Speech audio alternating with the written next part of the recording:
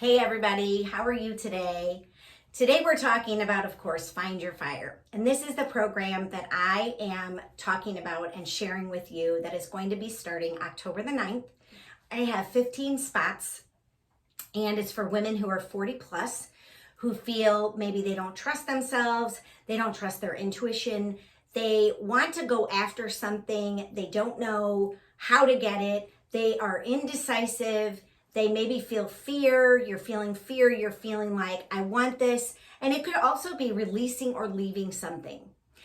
And the reason I created this is because I feel like there are so many women who have this burning desire or burning passion to do something. And it could be something very, very small or what you consider to be insignificant, like taking a class on knitting or starting an instrument, something like that, where you've always wanted to play the piano or you've always wanted to do something that feeds your soul, but you're too afraid or you don't know if you can do it because you're thinking, what if I don't like it? Or what if you're just unwilling maybe to invest in yourself, but really your heart and your soul longs to do something for you.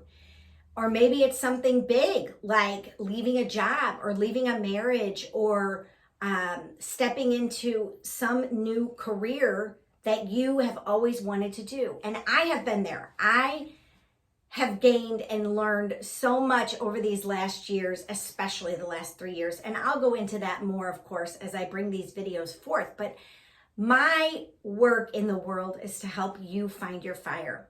And I was reflecting this morning about what the fire is. And I think because I'm a fire sign and because I'm a fire walk instructor, I obviously like fire. Even as a little girl, I was lighting, don't tell my parents. No, I'm kidding. Don't, because they're not here anymore. But I was lighting little fires with my best friend in this back area full of brush. And I can't believe that we actually didn't start a fire. But I'm kind of a pyromania. I need to get into, maybe this is something that I'm going to find my fire in, is setting off maybe fireworks. Okay, that's another story. I digress. So this program is going to help you trust yourself. It's going to help you delve into those areas where maybe you don't feel like you're enough or you're worthy, to step into those spaces that you know your heart or your soul calls you. And I've been getting so good at listening to my intuition, and that took me a lot of practice and a lot of time. But I've learned how now to follow my heart and listen to my soul and step into things that are really scary. And I have worked with a lot of coaches over the years, and they have helped me by supporting me and challenging me and giving me things to do to help me reach that space. A lot of women, though, don't even know what they want. Have you ever been in that space? Well, I have too. I have been in that space many times. And even over the course of the last 3 years, which for me have been extremely challenging. And again, I will probably share more of those experiences in my course that I'm teaching starting October 9th. But I know a lot of us have been kind of stuck or kind of in this space of what's next. And that is why you've got to find your fire and you've got to listen to it, because it is so important for us to live in a space where we are constantly growing and we are constantly aware of what we desire and listening to the intuition within ourselves to be our guide. So I want to tell you a little story. I want to share a little story about this pendant. And I received this pendant from some engineers back in the 1990s. I was working at my first corporate job.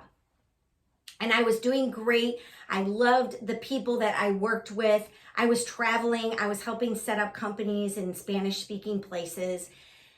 And there came a day when I realized that what these people were paying me was pretty minimal to what I was doing. I was teaching Spanish classes. I was traveling with these engineers. I was doing all their translating. I was actually helping them sell their products and services. And I was doing a lot. And I was getting paid a very measly salary, I realized, for what I was doing.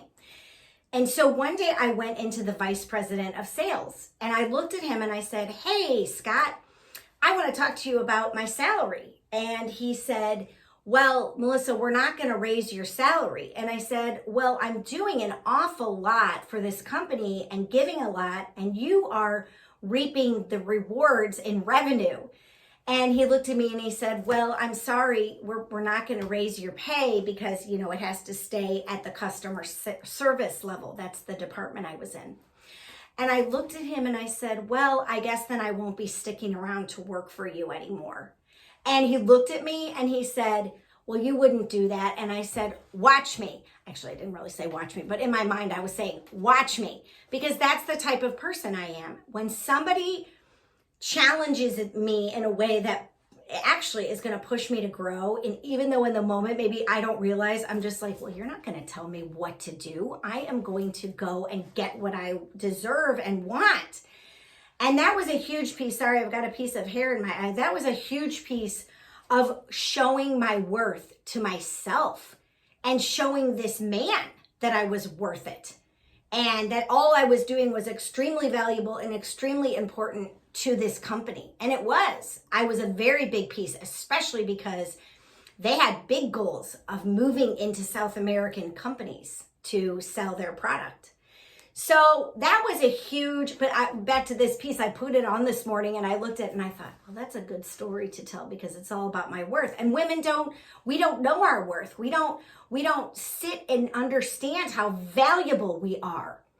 So I left the company a few months later, actually. I think it was maybe 4 months later, because somebody was actively recruiting me to go into pharmaceutical sales.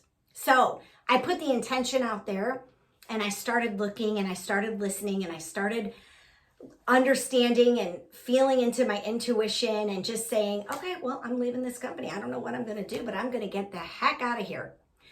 So that's my story for today. So if you think you are a woman that wants to find her fire, whatever that looks like for you, because I think each woman, of course, has a different fire, but I think we all share a lot of the same ideas about our worth and not being enough, and I can't have what I want, and I'm not good enough, or I'll never get it, or I think a lot of women feel those exact same feelings, and we don't trust our intuition, we don't trust ourselves, we don't listen to that still, small, quiet voice within us that says, go for it, because we hold ourselves back, we keep ourselves small, and we don't go after whatever it is that we desire or want. And I know from personal experience, I don't want to wake up with any regrets. I don't want to live my life until I say 102 and then realize that I didn't do all the things that I wanted to do, or I didn't serve in a way that I knew I was called to serve, or I didn't try like I said, try something as small maybe as learning how to play the piano, or learning how to play an instrument, or learning how to do some needlework, or taking time to get a massage, or do something, pamper myself in some way, shape, or form. And so this is what I want to help you achieve, learn, grow in, understand about yourself. That is finding your fire.